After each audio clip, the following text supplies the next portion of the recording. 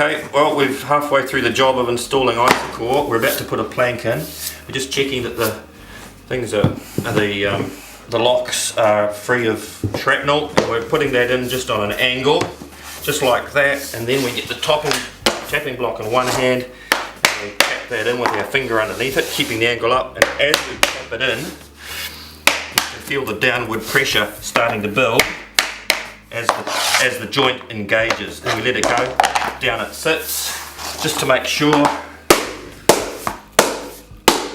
it a nudge, and then that's ready to go, and then we just work from this side to here, tapping it in. That is beautifully engaged, and to make sure, we just go tap, tap, tap, perfectly engaged. We're now going to put the next plank in. Putting in another plank, so once again we line it up, put it into the groove, and then bring it to the edge, and then that doesn't want to go down, so we use our tapping block, and then you'll see along here as I tap this block, this gap will close up.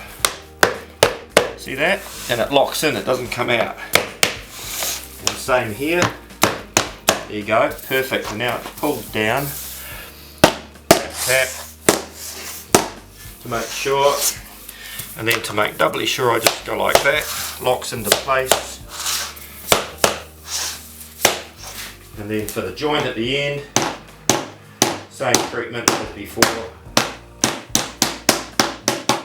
Bang it into place. Right, we come to a point now where we need to put this board in, but we see that it's going to interfere with the door jamb. We don't want to fit the plank to the door jamb, we want to fit the door jamb to the piece of flooring, and we use an undercutting saw to do that, which is a saw with an offset handle.